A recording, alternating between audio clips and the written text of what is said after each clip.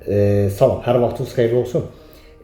Son paylaşımdan sonra istər TikTok, istər Instagramda mənə verilən valideyn və şagirdlər tərəfindən ən çox verilən sual nədir?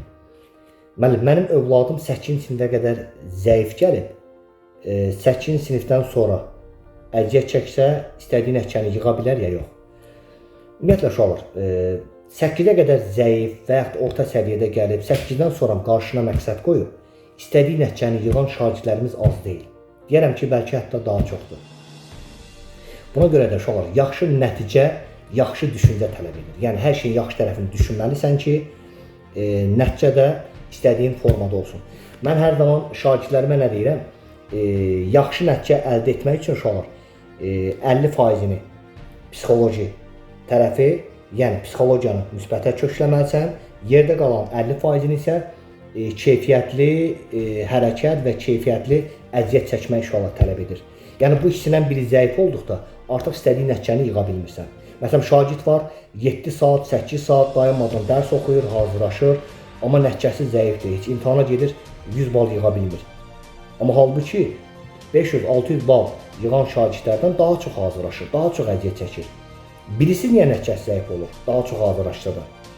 Çünki özünü qorxudur, deyir mən bacara bilmərəm, mən nəticəm zəif olacaq, birdən gedib həyəcanlanaram, müəllim yaza bilmərəm.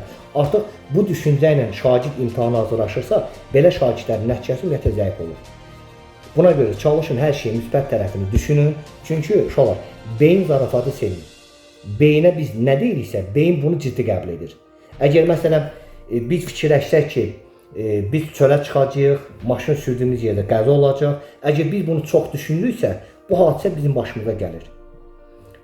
Buna görə də uşaqlar, gərək yaxşı tərəfini düşünəsən ki, nəticələrimiz də həm yaxşıya doğru geçsin, həm belə deyək, az oxuyub, daha az enerji sərf edib, istədiyi nəticəyə daha da yaxınlaşaq və istədiyi nəticəni əldə edək. Məsələn, bu axırıncı paylaşımda Məhəmməd Əli, 602 bal yığan Məhəmməd Əli, onun heç də demək olmaz ki, 9-cu sinifə kimin nəticəsi mükəmməl olur. 9-cu sinif nəticəsi deyəsən, tam yaxşı idi, amma tam da istədiyi kimi deyildi. Amma görsünüz, qarşına məqsəd qoydu, sırf 11-ci sinifdə.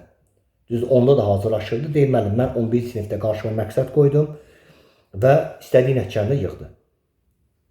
Həm də uşaqlar, məsələn, Məhəmməd Əlinin mən sizə düşüncələrini sizə deyim. Bu uşaq necə düşünürdü? Baxırdın ki, valideyn və yaxud da müəllimin istəyi ilə bu uşaq hərəkət eləmir, özü istəyirdi, özü məndən tələb edirdi. İstər sualları, istər qaydaları, düzdür, çalışdığım qədər bacardım ki, bir boşluq saxlamayım, hər şey mükəmməlliyə doğru geçsin. Amma o şagirdin də müəllimin əziyyətinə qarşı daha çox əziyyət çəkməsi və həmin şagirdin istədiyi nəticəsini yığmasına gətirib çıxarır uşaqlar. Deməli, əvvəlki illər mənim bir şagirdim var idi, Nəzrin adlı. Yəqin bu videoya baxırsa, özü aşağıda kommentdə qeyd edər. Deməli, uşaqlar, bunun bir düşüncəsi var. Mən həmişə buna çalışırdım, ən çətin sualları verirdim. Soruşurdum ki, Nəzrin, yaza bilərsən? Deyirdi ki, müəllim, bu sual nədir ki, mən bunu yaza bilməyim? Bu sualı da mənim kimi insan tərtib edib də. Bu sual sevinsin ki, bu sualı yaradanlar və yaxud da bu sual sevinsin ki, mən bu sualı işləyirəm. Yəni, bu cür motivasiyanla dediyi söz mənə də həvəs gətirirdi, məni də həvəsləndirirdi. Baxırdım ki, həqiqətən də istəyi də çoxdur, motivasiyası da çoxdur, keyfiyyətli əziyyət çəkir və bu cür şagirdlərin əlbəttə ki, nəticəsi 600-dən yuxarı olacaq. Hətta mənim belə bir dərs ərəfəsində belə bir eksperiment keçirirdim. Məsələn, hansısa bir kurs sınavına şagirdimi göndərirdim. Deyirdim ki, bax, sabah imtihana girərsən, gəl belə bir eksperiment aparaq. Sabah imtihana girəndə belə fikirləş ki, mən 25-25 yazmışam. Sınağa girəndə, daha doğrusu sınağa girəndə sınağa sevinə-sevinə gir. Fikirləş ki, mən girib 25-25 maksimum nəticəni gətirəcəm, bu düşüncəni imtihana gedirsən. Yəni, sevinə-sevinə gedirsən. Səhərsi gün sınaqdan çıxırdı, deyirdi müəllim, mən 2400 yazmışam və yaxud deyəsən 24-23 nəticə yığmışam. Görsünüz uşaqlar, yaxşı düşüncə ilə sınağa gediriksə, sevinə-sevinə çıxırıq. Yəni sevinə-sevinə imtahana girdiksə, imtahandan da sevinə-sevinə çıxırıq. Amma qorxa-qorxa girdikdə artıq nəticə zəif olur.